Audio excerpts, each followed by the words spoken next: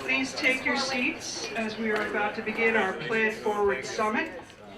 Good morning and welcome to the first ever Boston University College. I teach a class at the College of Communication called Art of the Interview. So it seemed perfect to have a keynote interview. And thus was born Breakfast with Champions. 35 is the number of titles that your four franchises hold. 17, 8, 6, 4. It was the kickoff event of the conference. How do you guys address the... We had the owner of the Boston Bruins, Charlie Jacobs. I do get that sense that this is such a unique market because of the passion that we share for our clubs in this market. We had the owner of the Boston Red Sox, Tom Werner. I sometimes feel that all of us here take the losses much more painfully than the players themselves. We had the Hall of Fame linebacker from the New England Patriots, Andre Tippett. So I tell the players, you better talk the talk, you better be able to walk the walk, because people will call you out. They will call you out on sports radio, TV, at the game.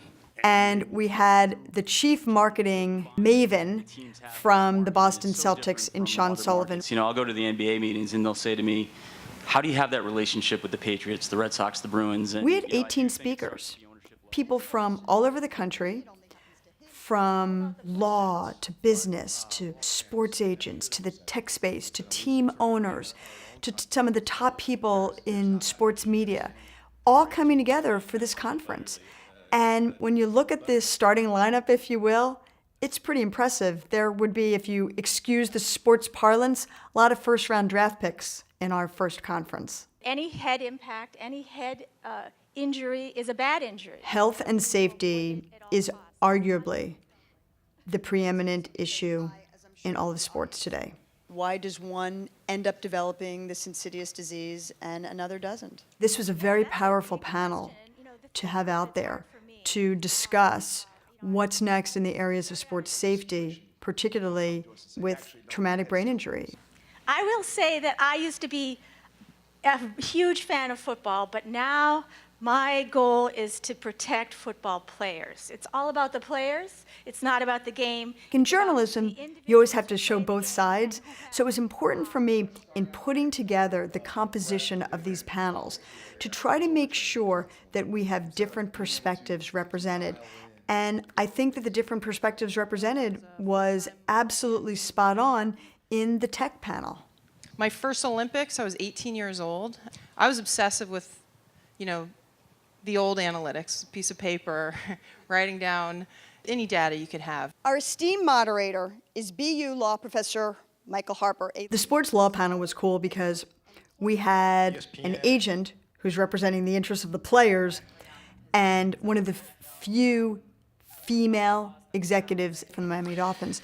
We agree to disagree, but she's right from her perspective. Speaking to the philosophy and the spirit of the conference, it brings in all the other schools, the School of Medicine, the School of Law, engineering, business, you name it. It's what makes Boston University so unique. Ask each other questions, be engaging. Sports journalism panel had it all. You have one of the top radio journalists who happens to be a prolific writer.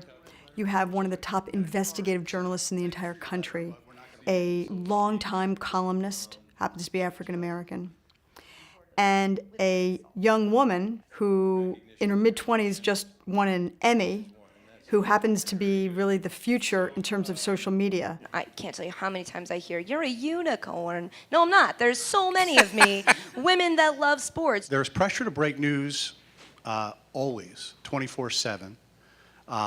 But there's also pressure to get it right, and that's always the dilemma. This is an era of media where you're going to be expected to be entrepreneurial, just for your own survival. But what do they all have in common?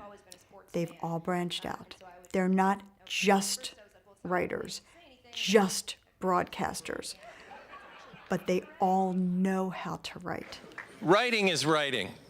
And if you care about writing and you really want to do it, and it moves you and it makes you feel like you've completed something, it makes you feel like you've built something that wasn't there before you built it, that's the passion that keeps people like me in this kind of a job. And I think that that was a huge takeaway from the conference, is like, gosh, everybody felt so passionate about what they were talking about, and the students, the participants in the audience, felt a part of that conversation as well. Here's a really good question, I think. I'm a snowboarder and cyclist with 6 concussions and post-concussion syndrome.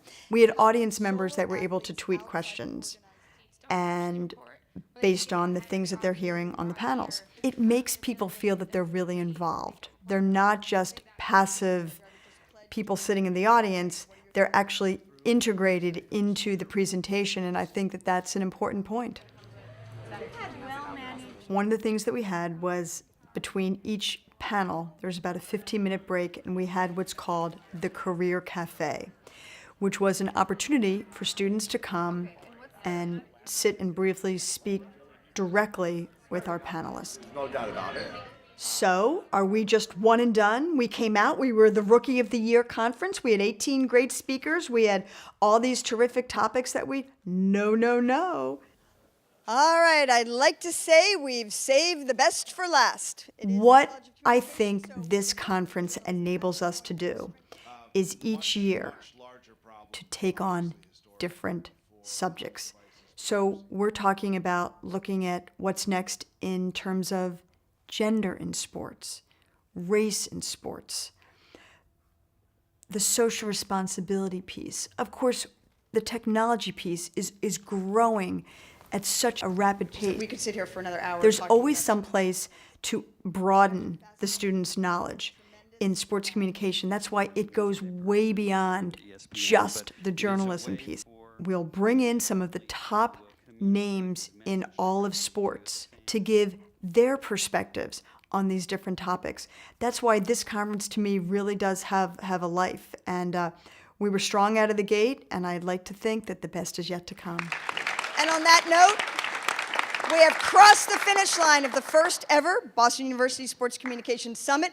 Enjoy the Red Sox at home, the Celtics in the playoffs, and of course, Marathon Monday. Thank you all for coming.